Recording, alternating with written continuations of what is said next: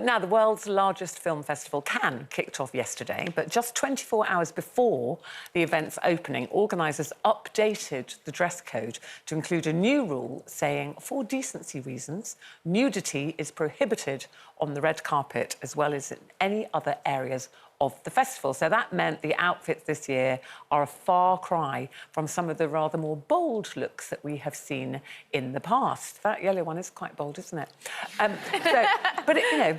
Is it nudity? I don't know, and I hate things being banned. I know, and I think Cannes has always been so glamorous and sexy, and it's France. Yeah. I mean, they're at the home of the Moulin Rouge and the Pigalle and all of this. I think it should just... They play lacrosse with the topless. Yeah.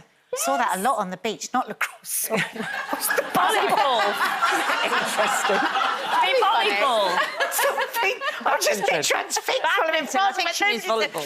But you've done Cannes, you've done it. Yes, Cannes is like, for me, it's... You've got the film festival, which is obviously the serious bit and what it's for, and then you've got the red carpet and then all the brands that are there. Oh, wow. And everyone kind of plots up at the Hotel Martinez, and you literally go from room to room and people are throwing dresses at you. Wow.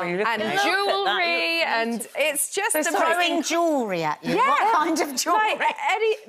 It's just a So can I just ask? Well, I'm fascinated by this. So you said while the film festival's going on here, and actors and actresses are all, up there for awards, you're literally almost like influencers today. Yes. You were going into a hotel, different rooms. You go here and get your hair done. Yeah. Someone dressed. Someone gives you diamonds to wear. Yeah. And then do you just take yourself onto the red carpet? Yeah. I mean, I've always been a +1, so either I've been there with a friend or a designer or a jewellery company, and they want you on the red carpet, obviously, because you're advertising their products. So it becomes a marketplace, really. And I just know that all the supermodels like Alessandra Ambrosia and Heidi Klum and all those girls will be there because it's a huge part of their business. Yeah. And did you feel it gave you a boost, with your work? Yeah, absolutely. It was definitely one of those things on the calendar in the year. And it's fun because it's the south of France, it's glamorous, it's I sunny, remember one it's dress beautiful. you wore, was it pink or red? And that wasn't at Cannes. There was hardly anything of it.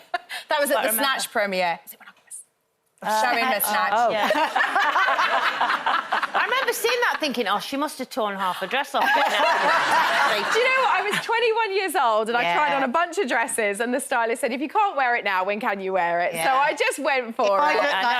It was so much fun. I mean, it was a dress designed by Julie McDonald. It's what we expect almost from Cannes, It's not just Cannes, but there's, the Met Ball that we've just seen, their outrageous outfits. If everyone walked up the red carpet in a, demure black dress, we'd all be a bit like, oh, that's boring. Yeah. Oh, yeah. We like the theatre of it. Yeah, and, it's only a bit of nipplage, isn't it? Free the nipples! Wow! Just a bit of nipple, that's all it is. OK, what do you think of this? Recent research suggests that 1 in 4 women over the age of 50 has no interest in sex. 26% of them are considering taking a supplement to boost their sex drive. So would you pop a pill, ladies, if it meant it gave you back your vavaboom? Nadia, go to Nadia. 1, 2, 3. Yes! But actually, I have popped it, but I don't pop it, I squeeze it, and that's testosterone. Oh, yeah? Because if you haven't got testosterone, you haven't got a sex drive. Yeah. It's as simple as that. So post-menopause, not everybody, but many women will not have enough testosterone to have a bit of hoo-la-la. And do you think many women don't know that? Yeah, and just think, oh, it's my age, I've maybe just lost my libido. Just writing themselves off because you can actually forget that you ever liked it. It's like, what? You could say...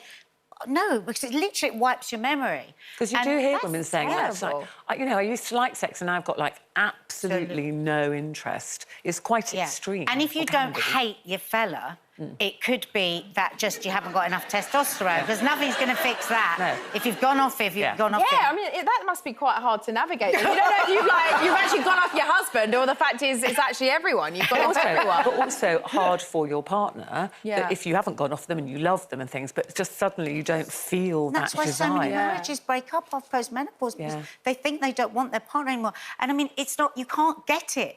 I think it's really unfair. There's a wealth gap in this, because if you can pay for testosterone, you can get it if your testosterone levels are low. But if you're not, you have to work really hard to convince a GP to give it because it's not licensed for women. Right. It's licensed for men. So you can get it privately, but you can't get it... Yeah. You can get it from a GP, but you have to jump through hoops. Lots of women have said to me they have not got anywhere with their GP. Wow. But listen, I've got an Kelly, idea. you're, What about, you're younger. yeah. So Are do we you... scaring you, Kelly? No, do you know what? Well, you I should don't be. have the conversation. So when we do talk about this, I'm really curious because if I get migraines or sometimes I'm not in the mood or whatever, which is never, I do wonder. But I've got an idea. I think scheduled sex is a good thing. I think when you first meet someone, you do actually schedule it, don't you? You have a date. You probably know that weekend you're going to see somebody. You go for dinner. You Wear probably your best know. pants. Yeah, so. And then I don't understand why in long-term relationships or marriages that scheduled sex becomes a bit like, oh, that's a bit cringe, or that's a bit awkward. Do you Because do nobody that? wants Do you it. do that? Do you have... Nobody fancies. Well, I think the key is to get it out the way before you go out. Yes. Oh, do you? Because that's the upside of being married, isn't Yeah. it? Because after you've been on a night out and you get home, you take your shoes off, you have something to eat, you're probably not in the mood. You're just happy to be home. So I always at the say if you- BAFTAs on Sunday, we got it in before. So actually, I should have credited Jeremy and not the makeup artist because I'm the red carpet glow. I'm in full agreement, though. You've got to get it out the way before dinner because then you can just have a nice time at dinner. But I always say, if you really don't want to have sex with someone, take them for a curry, order a naan, have an Irish coffee, have onion barges, then have a couple of glasses of red wine, and then nobody wants it when you get home. No, that's good. Colleen, she's... She's in a parallel universe now. Firstly, I've got loads of testosterone, obviously running through my veins, because I don't struggle with that. Actually, That's I good. didn't go off it. I mean, I'm not having it because I've got no. That seems brutally unfair. I know that's really unfair. so if unfair. there's a pill that I can give some man that wants to,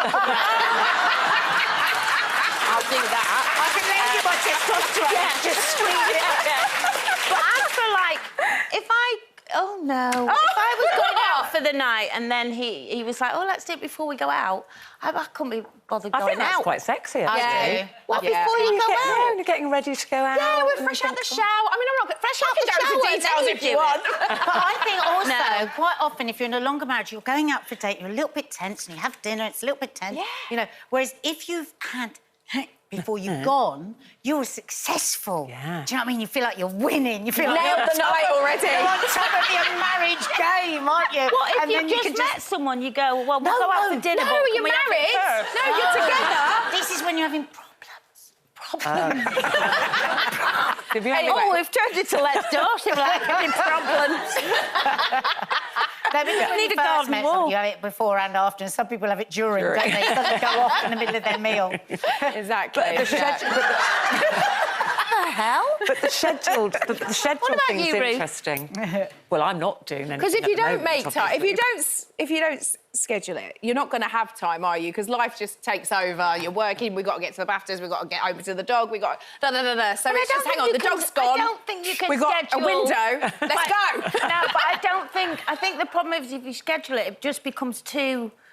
Oh, regimental almost. Oh, by the way, at 2 o'clock we're having a bit. That would not do it for me. But I think scheduling a lovely night away together or a lovely weekend away together, and it'll probably happen very organically and lovely because What you've about taken all the mucky pressure away. Yeah, I reckon you're a But to mucky actually, if book someone person. said to me, by the way, put in your diary 2 o'clock Tuesday because that's when we're having it. Be like, you're having it, I'm not. You can have it on your own. Have it on your own. With your tablet. Nadia just said, I reckon Colleen's just a mucky book kind of girl. Does a mucky book get you going? And a cup of tea. Oh, Anyway, yeah. whatever floats your boat, enjoy.